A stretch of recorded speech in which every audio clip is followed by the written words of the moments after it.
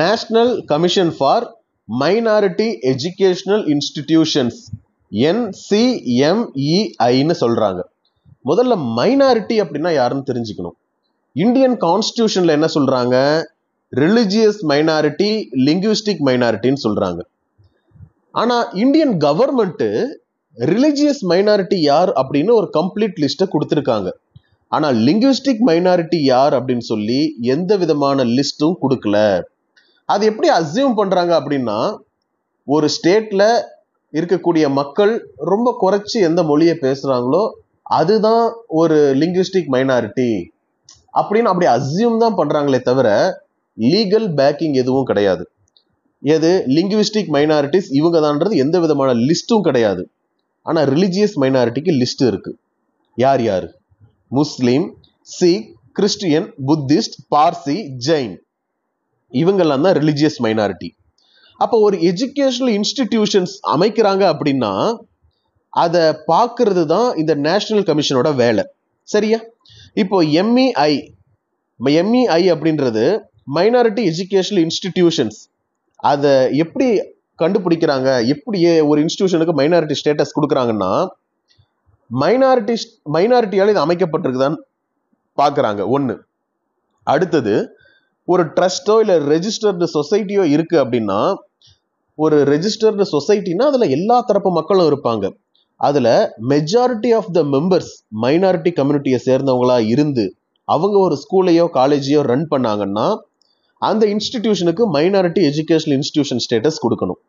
அடுத்தது, for the benefit of minority community, minority கம்யூனிட்டியோட நன்மைக்காக ஒரு இன்ஸ்டிடியூஷன் எஜுகேஷனல் இன்ஸ்டிடியூஷன்ஸ் அமைச்சிருக்காங்க அப்படின்னா அது அந்த இன்ஸ்டிடியூஷனுக்கு மைனாரிட்டி ஸ்டேட்டஸ் கொடுக்கணும்னு சொல்றாங்க. சரியா? இப்போ national commission for minority educational institutions இவங்க எந்த இடத்துல வர்றாங்க அப்படின்னா, இந்த மைனாரிட்டி அமைக்கக்கூடிய இன்ஸ்டிடியூஷன்ஸை ப்ரொடெக்ட் பண்றதுக்கும் ப்ரமோட் பண்றதுக்கும் அவங்களுடைய வெல்ஃபேரை லுக் ஓவர் பண்றதுக்கும் தான் இருக்கிறாங்க இந்த கமிஷன். சரியா? இந்தியன் கான்ஸ்டிடியூஷன்ல ஆர்டிகல் 30 கொடுத்திருக்கிறாங்க மைனாரிட்டி எஜுகேஷனல் இன்ஸ்டிடியூஷன்ஸை பத்தி. இந்த national commission for minority educational institutions இவங்க ஒரு குவாசி ஜுடிஷியல் பாடி. மைனாரிட்டி இன்ஸ்டிடியூஷன் சம்பந்தமா ஏதாவது பிரச்சனை வந்தது அப்படின்னா அந்த டிஸ்பியூட்டை ரிசால்வ் பண்றது இவங்களோட முக்கியமான வேலை. இதுல யார் இருப்பாங்கன்னு சொல்லி கேட்டீங்கன்னா, ஹைகோர்ட் ஜட்ஜ் இருப்பார், அவர் சேர் பர்சனா இருப்பாரு. அது இல்லாம 3 மெம்பர்ஸ் இருப்பாங்க. அந்த 3 மெம்பர்ஸை சென்ட்ரல் கவர்மெண்ட் நாமினேட் பண்ணுவாங்க. சரியா? அடுத்ததா, இவங்களுடைய பவர்ஸ் என்னென்னு சொல்லி கேட்டீங்கன்னா, ஒரு சிவில் கோர்ட்டுக்கு என்ன அதிகாரம் இருக்குதோ அந்த அதிகாரம் இந்த அமைப்புக்கு உண்டு. ஒரு சிவில் கோர்ட் என்ன பண்ணுவாங்க? சம்மன் அனுப்புவாங்க, விட்னஸை பார்ப்பாங்க, எவிடன்ஸை கேட்பாங்க, ஒரு டாக்குமெண்ட் தேவை அப்படின்னா ஒரு பப்ளிக் அத்தாரிட்டி கிட்ட வாங்குவாங்க. இந்த மாதிரியான எல்லா அதிகாரமும் மைனாரிட்டி எஜுகேஷனல் ரைட்ஸுக்காக இவங்களுக்கு கொடுத்துருக்காங்க. சரியா? இவங்களோட jurisdiction original jurisdiction and appellate jurisdiction இருக்கு. ஒரிஜினல் ஜூரிஸ்டிக்ஷன் அப்படின்றது இவங்களே கேஸஸை டைரக்டா எடுப்பாங்க. இது ஒரிஜினல் ஜூரிஸ்டிக்ஷன். அப்பல்லட் ஜூரிஸ்டிக்ஷன் அப்படின்றது இவங்க கிட்ட வரக்கூடிய கேசஸ். இதை சுப்ரீம் கோர்ட் கிளாரிஃபை பண்ணியிருப்பாங்க. Joseph of Cluny versus state of west Bengal கேஸ்ல இந்த NCMEI இவங்களோட அதிகாரம் எந்த அளவுக்கு இருக்கு அப்படின்னா, இவங்க ஒரு அப்பல்லட் பாடியாகவும் செயல்படலாம். அதே போல ஒரு டிஸ்பியூட்ஸ் அரைஸ் ஆகுது மைனாரிட்டி எஜுகேஷனல் இன்ஸ்டிடியூஷன்ஸ் சம்பந்தமா வருதுன்னா அதையும் இவங்க லுக் ஓவர் பண்ணலாம். ஒரு இன்ஸ்டிடியூஷனுக்கு மைனாரிட்டி ஸ்டேட்டஸை கொடுக்கலாமா கொடுக்க கூடாதா அதையும் இவங்க முடிவு பண்ணலாம். இந்த கமிஷனுக்கு அவ்வளவு ஒரு அதிகாரம் இருக்குன்னு சொல்றாங்க இந்த கேஸ்ல. இதுதான் அட்ஜுடிகேட்டரி பவர்ஸ் அப்படின்றாங்க.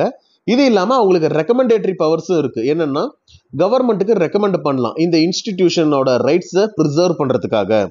அடுத்தது, இவங்களுக்கு சூமோட்டோ பவர்ஸ் இருக்கு. ஒரு ஃபார்முலா கம்ப்ளைண்ட் வந்தாதான் இவங்க இன்வெஸ்டிகேட் பண்ணணும்னு கிடையாது. மைனாரிட்டி ரைட்டை வயலேட் பண்ற மாதிரி ஏதாவது ஒரு ஆக்ட் நடக்குதுன்னா இவங்க சூமோட்டோவா ஒரு கம்ப்ளைண்ட்டை எடுக்கலாம். சரியா? அடுத்து, safeguards for minority institutions. Indian கான்ஸ்டிடியூஷன்ல ஆர்டிகல் 30 கொடுத்தது போல மைனாரிட்டி ஸ்டேட்டஸை ப்ரமோட் பண்றதுக்கும் ப்ரிசர்வ் பண்றதுக்கும் இவங்க ஒர்க் பண்ணிக்கிட்டு இருக்காங்க.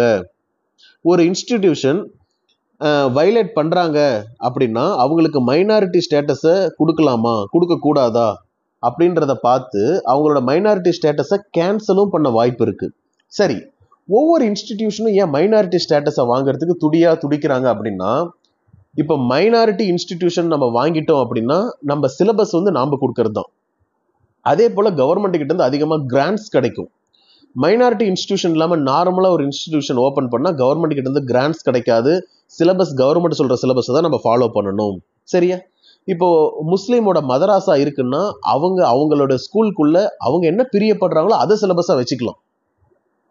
ஆனா நார்மலா இருக்க ஸ்கூல்ல அது வைக்க முடியாது. அடுத்து definition of minority educational institutions. அதுதான் என்னன்னு நம்ம முன்னே பார்த்தோம். மைனாரிட்டி குரூப் ரன் பண்றதா இருக்கணும். ஒரு ட்ரஸ்ட் சொசைட்டியா இருந்தா majority of the members minority மெம்பர்ஸா இருக்கணும்.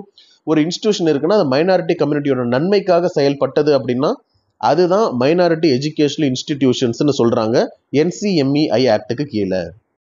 இதுல ரெகக்னைஸ்டு மைனாரிட்டி கம்யூனிட்டிஸ் யார் யார் இருக்காங்க, அதே போல இவங்களோட கீ ஃபங்க்ஷன்ஸ் என்னன்னு நம்ம முன்னாடியே சொல்லிட்டோம். அது இதுல இருக்கு, நீங்க பார்த்து தெளிவா தெரிஞ்சுக்கலாம்.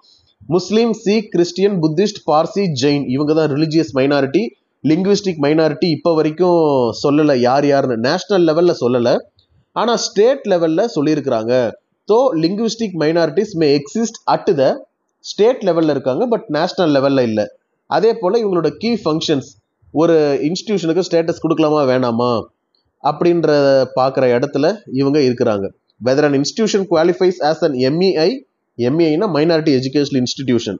அதே போல இந்த அஃபிலியேஷன் ரிலேட்டட் டிஸ்பியூட், அடுத்தது கான்ஸ்டிடியூஷனை ப்ரொடெக்ட் பண்ணணும்னு சொல்லி அதில் ஆர்டிகல் 30 கொடுத்துருக்குறாங்க.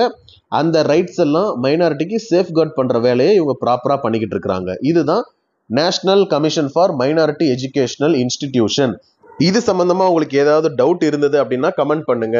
எந்த டவுட்டும் இல்லை, எக்ஸாமுக்கு நான் தீவிரமா படிக்கிறேன், கிளாஸ் ஜாயின் பண்ணணும் அப்படின்னா கிளாஸ் ஜாயின் பண்ணுங்க.